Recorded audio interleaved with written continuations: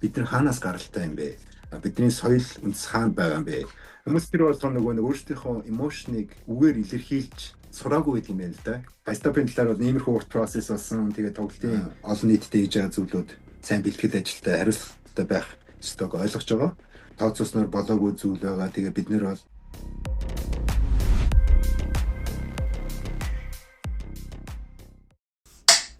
За сайн байцгаана уу та бүхэндээ дараагийнхаа подкастны дугаараараа хүрж байгаадаа баяртай байна. Asian Finest Entertainment-ийн захирал жүжигчин Ноба ахыгаа урьсан байна. За Ноба. сайн байцгаана уу. Бүгдээр нь энэ өдрийн мэндийг хүргэе. Бэктэй бас энэ интервью эхэлж байгаад баярлалаа. Гоо эхнээс нь эхлээл та хоёлаа. Та яг анх яагаад Америкт ирэх болсон? Анх яаж Америкт ирсэн гэдгээсээ? Яагаад ирэх болсон бэ гэвэл Америкт манай гэр намайг жоохон байхаас байсан. Илээд манайх одоо 20 хэдэн жил болж байгаа. Би Монгол өвөмэ дээр өсөөд өсвөр насаа тэнцээ өнгөрөөгөөд тэгээд илээд очиод яг өөрийнхөө зорьсон сургуультай сураад ингээд кино жүжигчин болно гэдгийг бол жоохон байхасаа мэдээж тэрнийхээ төлөө зорж явж исэн. New York Film Academy-д кино болон телевизийн жүжигчнэр би мастераараа төгссөн байгаа. Одоо Монголоо яаж би represent хийж тэрний нэг хэсэг нь болж явах уу гэдэг тэр асуултад надад байнга явдаг байсан. Тэгээд өсвөр наснаас лейд ирснээс хойш найзуудтайгаа нийлээд анх ингээд ивентүүд хийдэг болоод holiday гэдэг шүү дээ. Valentine's Day, International Women's Day.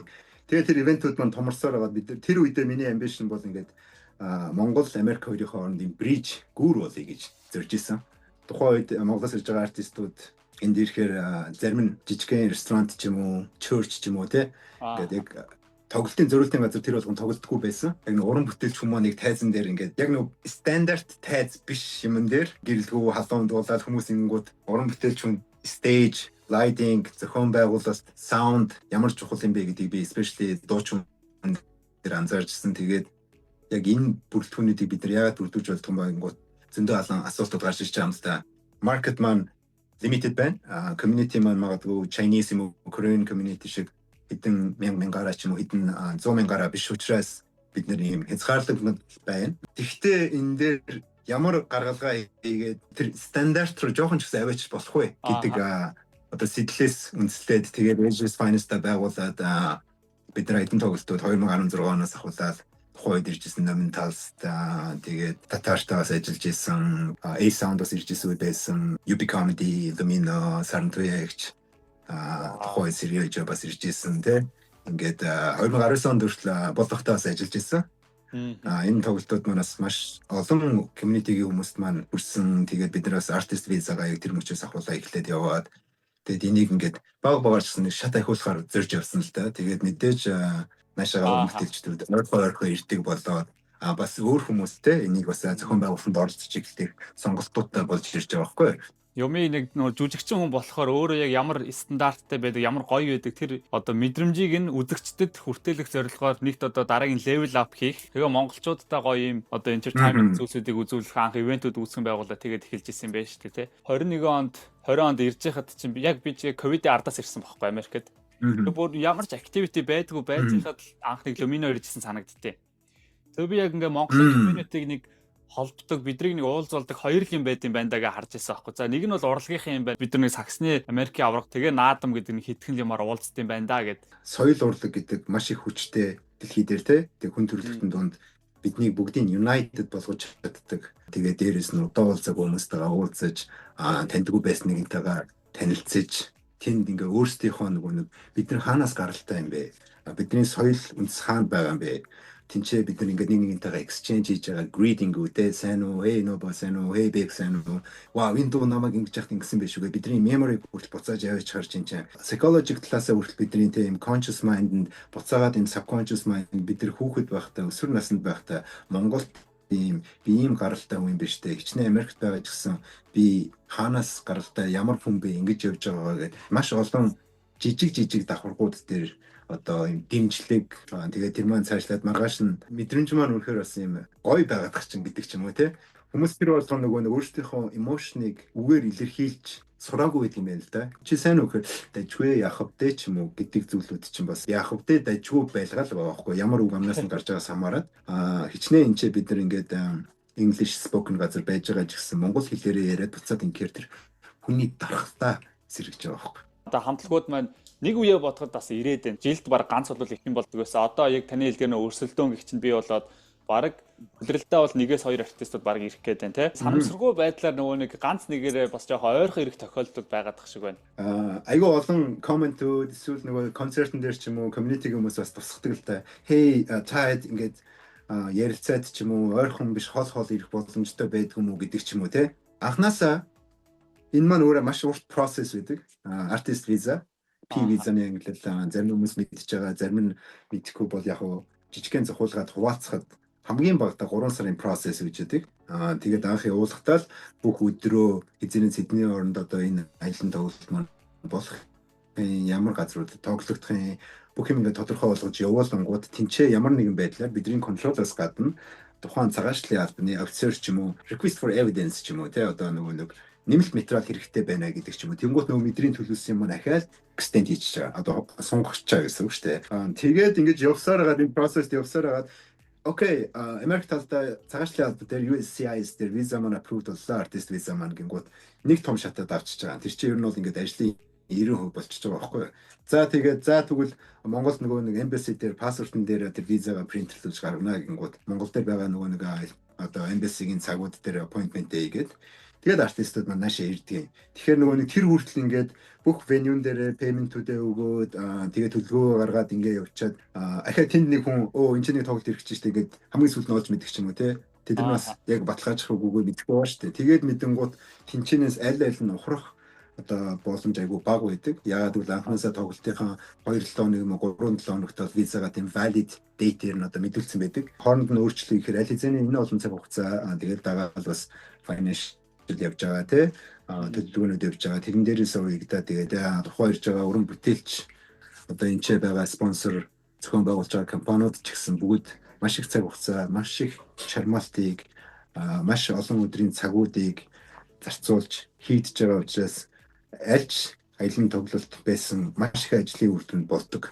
Тийм ээ. Тэгвэл одоо нэг удаа одоо нэг нэмэлт бичиг баримт шаардлагад л тэр чинь тэгээд өмнөх одоо захиалсан байсан бүх вэний бүх юмнууд баг нислэг идэртэйгээ бүгд ингээ ахаад ухрах нь шүү дээ. Одоо ажиллаж байгаа iStop одоо баг 3 жил болж ийн гэж. Тэгвэл iStop-ын процесс юу нь яаж явсан бэ? Одоо хамгийн controversial сэдв гэдэг шиг те. Намайг Монголд орлон тоглож кинонд тоглож явах үед яригдж эхэлсэн. Тэр үед хамтлагийн маань ахнаар бас надтай ирж уулзаад би ерөхий одоо ухтхууны нөгөө те Америк явахд ийм процесс ордог, ийм шалгууртай байдаг, ийм хугацаа байдаг. Очоод иймэрхүү хугацаанд бид нэр тоглодог. Та хэд очие гэж байгаа санал бол үнэхээр таатай санагдаж байна. Тэгээ бид нараас ажиллаад үзэж болно гэд. Тэгээ тэнд анх яриа эхлээд тэр үед одоо оргил ах ч гэсэн байсан. High school ах те. Тэгээ бид нэр ажиллагаандаа ороод бичиг баримтуудаа цуглуулад эхэлж явах явцад тухайн үед хамтлагийн нэг гишүүн одоо Чулуунбаяр Боги гэдэг ах маань байхгүй байсан тэр үед хамтлагтай биш өөр газар ингээд байж исэн. Тэгээд ингээд тодорхой хугацаанд тооцлоод тэгээ ахаад визаа хамтлагаараа бөөнөрөө болоод явуулаад тэгсэн чинь бидний бичиг баримтыг хангалттай бос байна гэж үзээд тухайн бизнесийн англиар тэгээд ахаад явуулаад ахаад татгалзаад тэгээ би тэр үед заавал та эдийн энийг гэдэг л одоо болгоно нэгэн хөдөлгөөнд орсон болохгүй зүйл гэж байхгүй. Тэгээд мэдээж хамтлаг маань бас маш урт хугацаанд оршин тогтнож जैन. Тэгээд хэдүүлээ Америкт очиод тэг хамтлагийнхаа энэ legacy дээр бас төвлөрөөд те энэ үлээцийг бөөнөрө болгоё гэдэг аль аллаас одоо дэмжиж тэр яриа ингээд project маань ахаа цаашаа урахгаа одоо оролцсон л да. Culturally unique гэдэг категорид хүлээн зөвшөөрөөд тэгээд сая 107 сард бид нар авсан бүр. Одоо болж байгаа үйл явдал чинь 7 сарын 25-нд бид нар визага approve авсан P визага USCIS. Тэгээд бид нэр цаашаага нөгөө Монгол дахь эмбасигийнхаа ярилцлагын цагаа бүртгүүлээд тэгээд 8 сарын 22-наас Монголд iStop хамт маань тоглолт хийсэн. Тэгээд тоглолтоо эхлүүлэхээр болоод тэгээд яг нөгөө өмнөх одоо бидний experience-ууд бол яг л ингээд виза маань тоглолт эхлэхээс нэг 5 хоног ч юм уу сарын өмнө болдог. Энд ч болсон тохиолдолд ер нь 90 хүртэл Монголд визагаа авдаг. Цагаа авсныхаа дараа бид нэр маркетинг үйл ажиллагаа хийсэн л дээ. Тэр үед бас хугацаа маань маш их ойртчихсэн. Энэ процесс өмнө нь бол ингэж л явдаг. Бидний өмнө ажиллаж байсан уран бүтээлчүүд дээр ихэнх нь л юм байсан. Тэгээд Монголд ярилцлагандаа орсон чинь бидний төлөвлөж ирснээр болоогүй зүйл гарч ирсэн. Хамтлагийн зарим гишүүд маань визагаа авсан. Тэгсэн зарим дээр нь тодорхой нэмэлт бичиг баримт, нэмэлт тодруулах хэрэгтэй гэдээ бид ингээд одоо хоолт хийж эхэлсэн. Тэгээ хоолт хийж ихдээ бид нэр тэр үйл ажиллагаанаас одоо тоглолт маань international flight энэ байгаа бүх концерт venue booked те бид нар маркетинг эхэлсэн тэгээ явж исэн чинь ийм тооцоолог үйл явдал болоод тэгээ тэрнээс болоод бид нар тоглолтоо ингээ хойшлуулахаар болсон. Мэдээж энэ дээр бас тодорхой хэмжээний хариуцлагууд явж байгаа те хүмүүс скежлүүдэд зохицуулсан тохиолдол байгаа. Гэхдээ нөгөө талд нь бид нэр урьдчилж 2-7 хоногийн өмнө хэлэхгүй юм бол хүмүүс хит тулаад ирэх юм бол 1 хоногийн өмнө ч юм уу ажлаа яаж зохицуулах вэ те? Мэдээж олон нийтэд хийж байгаа зүйлүүд сайн бэлтгэл ажилтай хариуцлагатай байх ёстойг ойлгож байгаа. Тооцоосноор болоогүй зүйл байгаа. Тэгээ бид нэр бол хүмүүсээсээ бол урьдчилж өөрчлөлтгүй шүү дээ.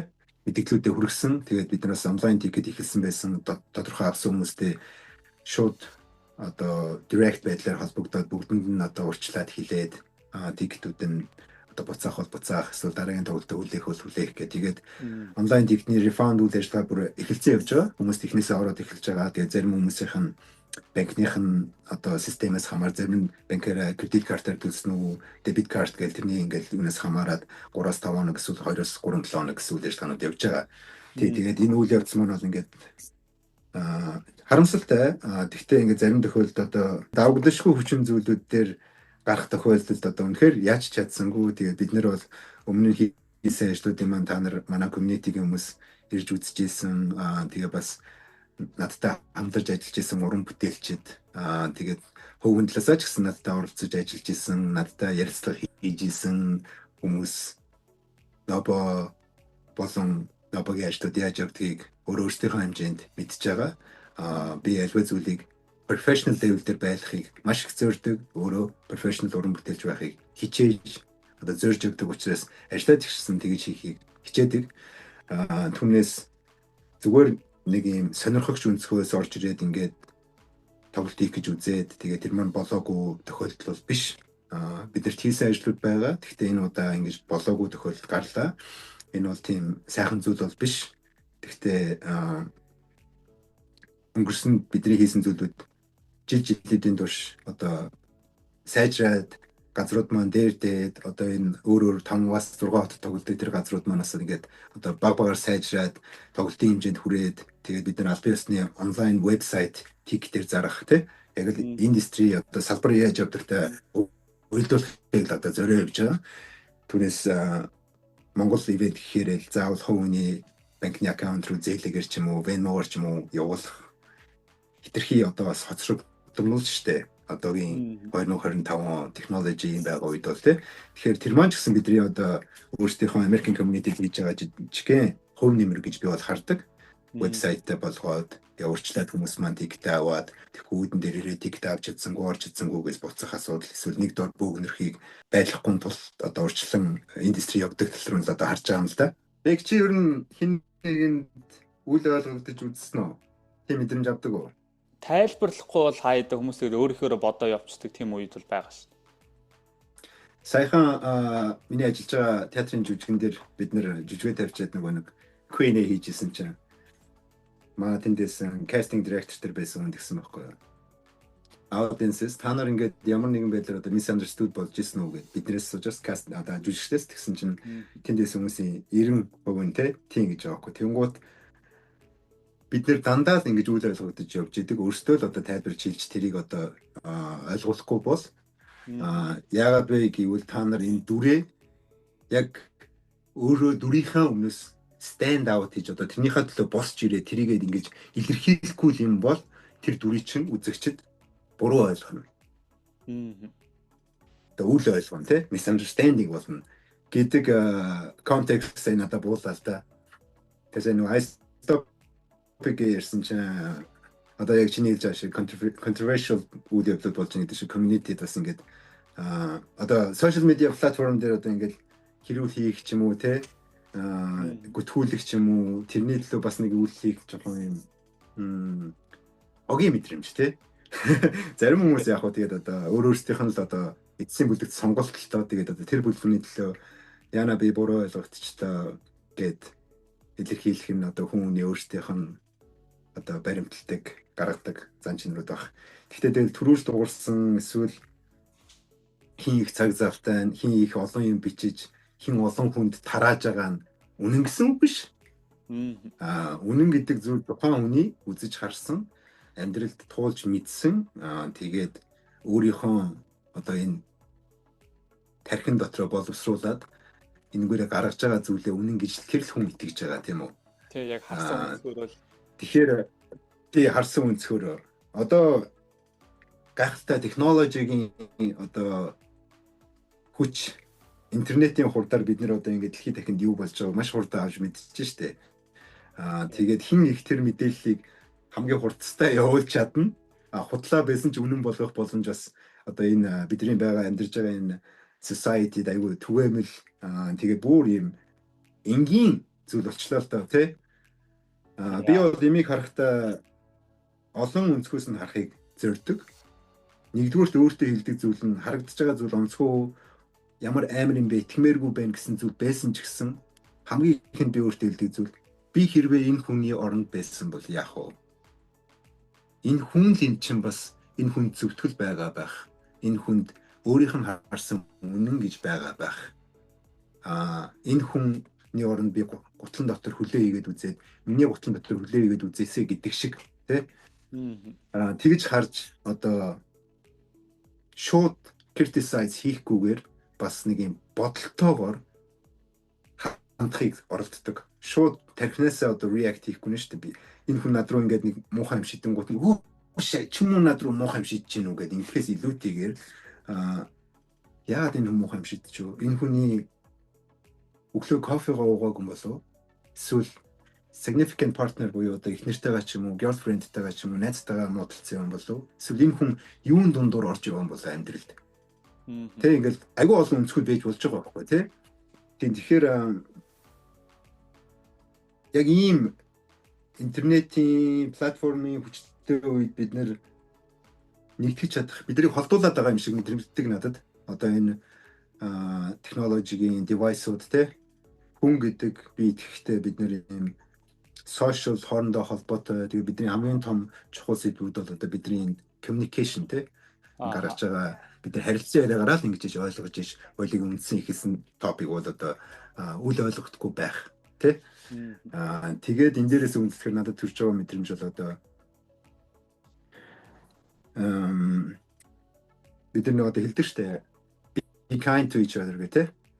Бид нэр жоохон ч гэсэн empathy буюу тийм өрөвч сэтгэлтэй жоохон ч гэсэн тийм инэрэнгүй байвал нэг нэгэндээ одоо ингээл social media-аар бол ингээд ямар нэгэн тийм empathy тэ инэрэнгүй байдалгүй тийм найрсаг бишрэл нэг нэгээ ингээд зүгээр ингээд одоо алж штэ тий сэтгэл зүгээр тий энэ бол хүн ингээд бодит physically өвдөхөөс илүүгээр mentally өвдөх бол айгүй хүнд байдаг миний мэдхээр тэгээд яг тэр хүнд яаж хүлээж авч байгааг бодохгүйгээр тэгж байгаа тохиолдолд бол үнэхээр аимшигтай маш гонигтай санагддаг надад.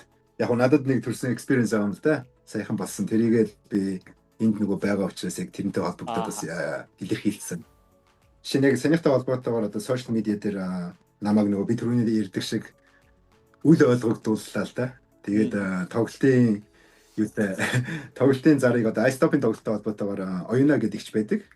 Денверт байдаг бас одоо энэ community-тэй бас тоглолтоо зохион байгуулж сүүлийн 2-3 жил явж байгаа миний мэдхээр. Тэгээд тоглолтууд тэгээд бас энэ одоо салбарыг хөгжүүлээд явж байгаа нэг хүн байгаа. Тэр хүн маань оюуна гэгч маань одоо манай ээжээс ялгахдаггүй хүн байгаа тий. Тэгээд би тэр ч гэсэн нэгнийгээ танин анх оюуна гэгч эхэлж байхдаа ч гэсэн надтайгаас ярилцаад insights тий ажлууд яаж явдаг, тэр venue яадаг гэдэг юм мэдээлэл солилцох тийм хэмжээнд байсан. Тэгээд сая намайг social media дээр одоо хариуцлагагүй хүмүүс худлаа мэдээлэл өгсөн хамтлагийнхныг тийм одоо үл ойлгох байдлаар тусгаж юм л да. Тэр тусгасан болгон факт байхгүй, үнэн зүйл байхгүй. Бид нэр хийх ёстой зүйлүүдээ л хийгээ явсан. Тэгээд яг хуу тэр хүний харж байгаа өнцөг байсан байна. Тэр хүний нийгмийг, амьдралыг яаж илэрхийлж байгаа байдлаа одоо буулгаж байгаагийн нэг хэлбэр гэж би бол хардаг. Тэгээд тэр дундаа бүр одоо яг нэг салбарт концерт органайз хийдэг энэ үйл ажиллагаан дээр явж байгаа тохиолдолд энгийн үзэгчд, энгийн community-г хүнээс илүү мэдж байгаа хүн бол оюунагч байхгүй тэр процессыг байж болох те. Ганцхан ингээд нэг урсгалтай замаар харж байгаа юм шиг харж болохгүй. Юм болгонд олон одоо эсрэг урсгал байдаг, амьдрал өөрөө олон өнцөг байдаг, олон өнгөний давхарга байдаг, юм болгонд шалтгаан байдаг. Ямар ч хүн одоо хийж байгаа зүйлээ бүтлгүүдүүл хийх хүсэхгүй, бүтлгүүд хийн гэдгийг мэдчихсэн бол хийхгүй те. Тэгэд яг хуу зарим хүмүүс нөгөө нэг амьдралд хийж байгаа зүйл нь болохгүй болохоор бид нэр хин нэгнийг одоо blame хийж үгүйсгэж буруутгахад амархан байдаг л да.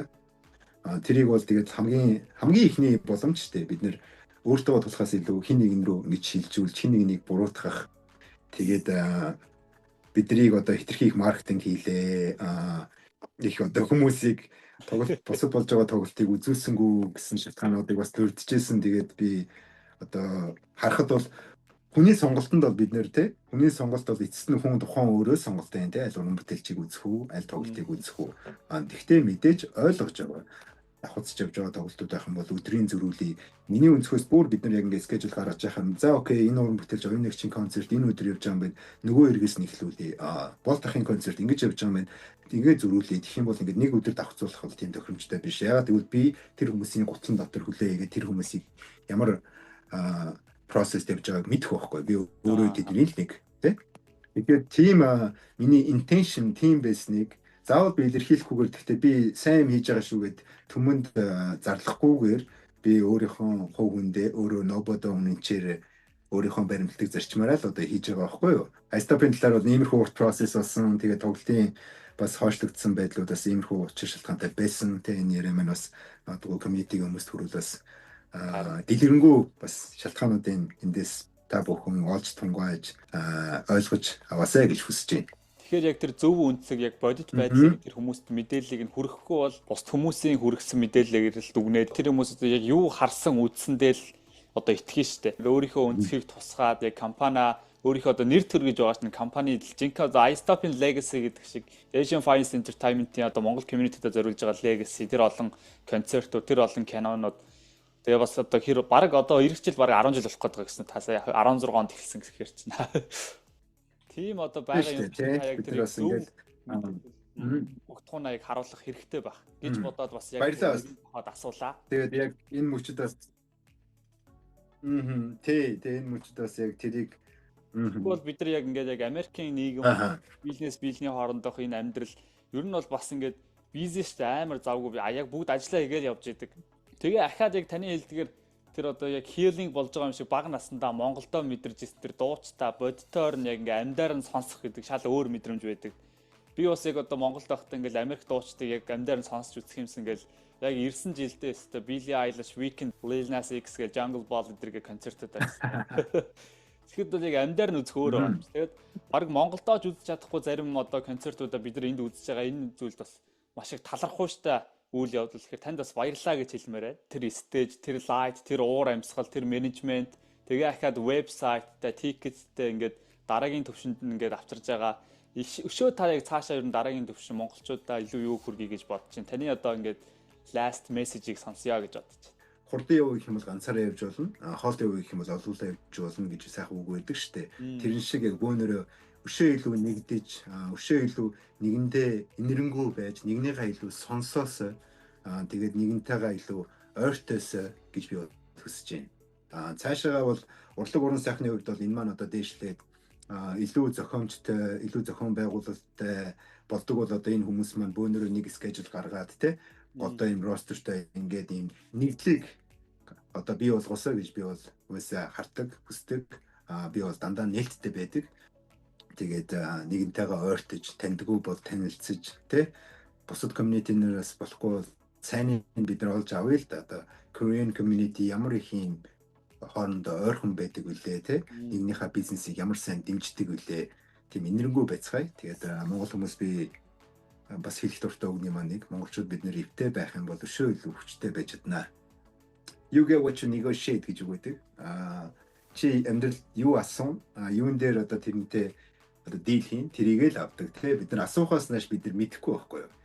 Тэгэхээр мэдэхгүйгээсээ битгий санаа зовж өнгөрөөх биш, бид нэр асууж ижил мэднэ те. Бид нар анх асууж ижил бид нэр аль нь буруу аль нь зөвийг бүгд байхасаа мэдэж нийгэмд тэгжил одоо төлөвшөж тэгээ тэн дээрээс өөрсдийнхөө ухтунд хийж тэгээ боловсралтай болж эрдэм сургуульд явж иж тэгээд тэрнээсээ өөрийнхөө Nobo гэсэн footprint-ийг гаргаад Beck гэсэн сэтгхүүг гаргаад тэгээд биднэрт амьдралд энэ олон өнгө нэмээд явж байгаа шүү дээ.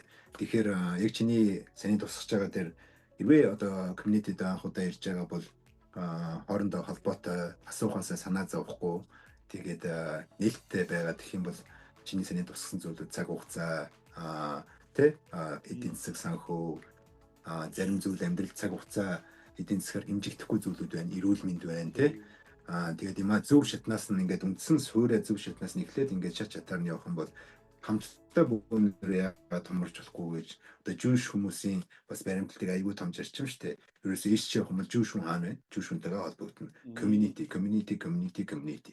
Тэгэхээр бид нар ч одоо яг энэ Америк гэдэг энэ том улсад байгаа нэгэн жижигхэн хэсэг Nobo ахта баярлаа. За тэгээд монголчууд бид эвтэй байхдаа хүчтэй гэдэг энэ хүү подкастаа дуусгая.